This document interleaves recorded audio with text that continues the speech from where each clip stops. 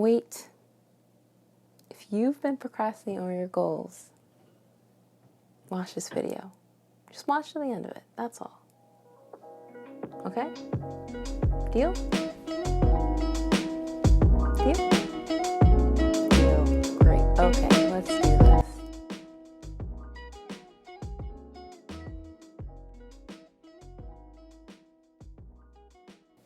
Okay, so I've recently been reading this book called One Small Step Can Change Your Life.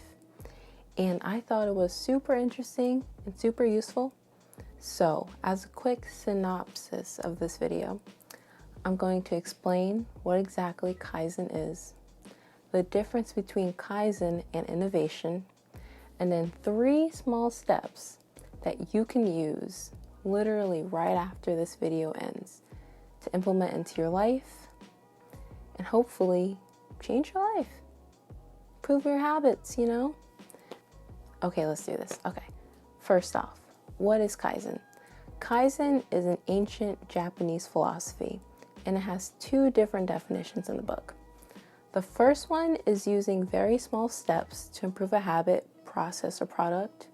And 2 is using very small moments to inspire new products and inventions. It's essentially small steps for continual improvement. And so when it comes to people that want to make some type of change, they usually go to innovation, go to the strategy of innovation, which in this book has the meaning and definition of a drastic process of change. It will usually occur in a short amount of time and yields a dramatic turnaround. A quick example would be diets that ask you to cut out all of your favorite foods at once. We've all done it, it's nothing new. I just want to say that this way of changing drastically can produce amazing results. I'm not saying this is something you shouldn't do. If you want to do it, go for it. Nothing wrong with it whatsoever. The very small but that I have is that when it comes to changing, people think that dramatic change is the only way to go. And a lot of times that can be scary, and then we avoid it up until we are forced to change by certain circumstances or duress. Too often we meet success in a short term, only to find yourself falling back into your old ways when your initial burst of enthusiasm and motivation fades away.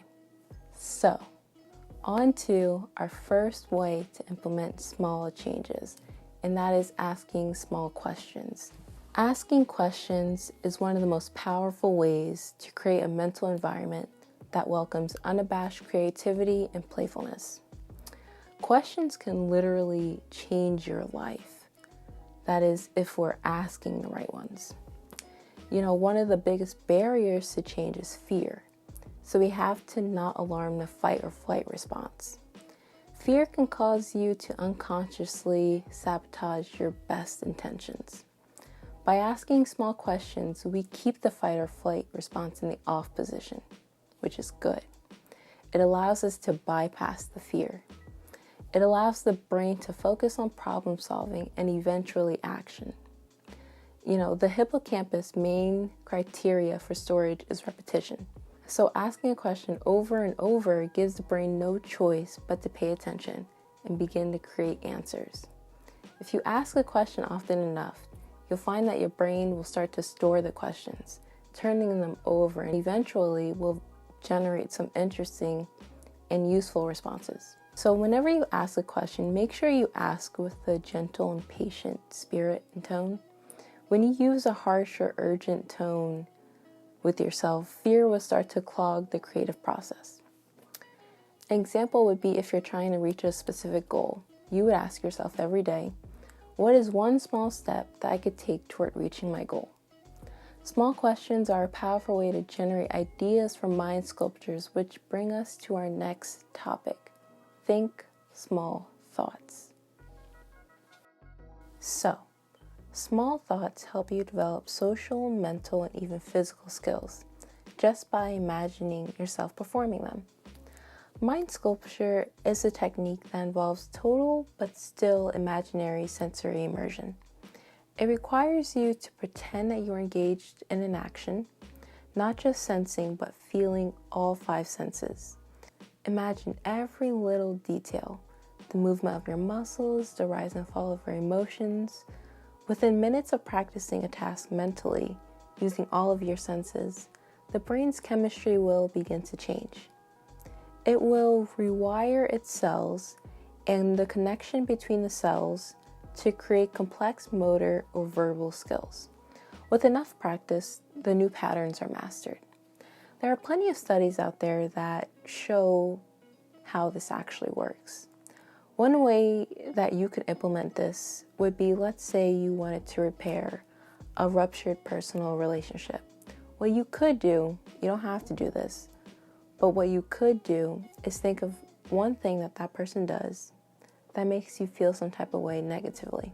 Now, close your eyes and picture them performing that action and imagine yourself responding in a way that you would find ideal. How would you feel? How would your body feel? How are you breathing? What would you like to say? Etc. Just make sure you bring in all of the details. And so that brings us to number 3, which is essentially the heart of Kaizen, and that is taking small actions. By taking actions that are so minuscule that they seem trivial or even laughable, you will be able to sail calmly past obstacles that have defeated you before. When people are trying to quit an unhealthy addiction, one of the biggest challenges is the likelihood that a brief period of success will be followed by a long relapse into the bad habit.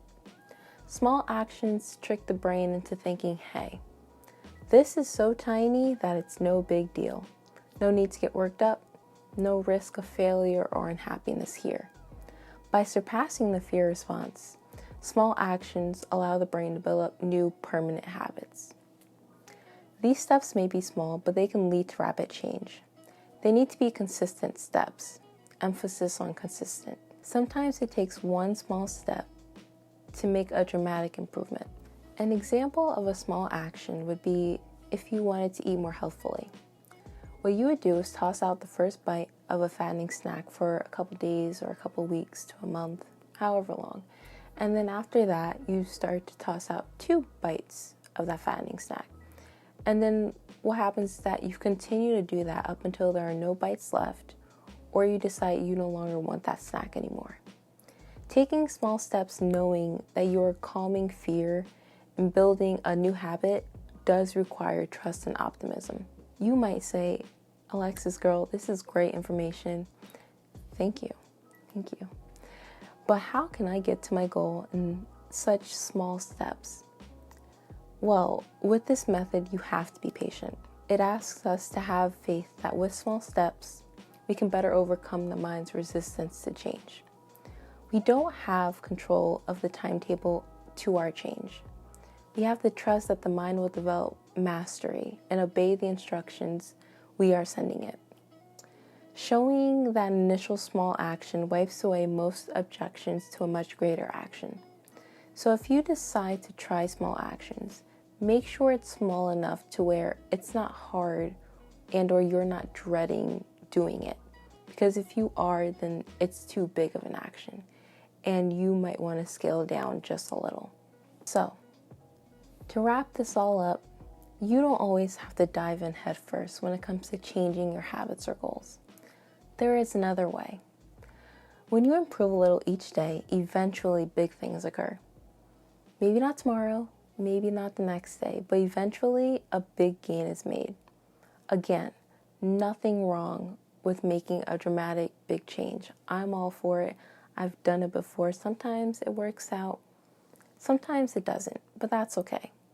It's a learning experience. At the end of the day, you do you. Do what's best for you.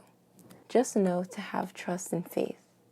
And remember that any step, no matter how big or small, is always better than none at all. Thank you guys so much for listening. And if this has given you any insights, or if you're going to try one of these out, let me know in the comments below. Make sure you subscribe and hit the bell notification for when I post new videos. I post weekly. And I appreciate you watching my video. Thank you guys so much, and I will see you next week. Peace.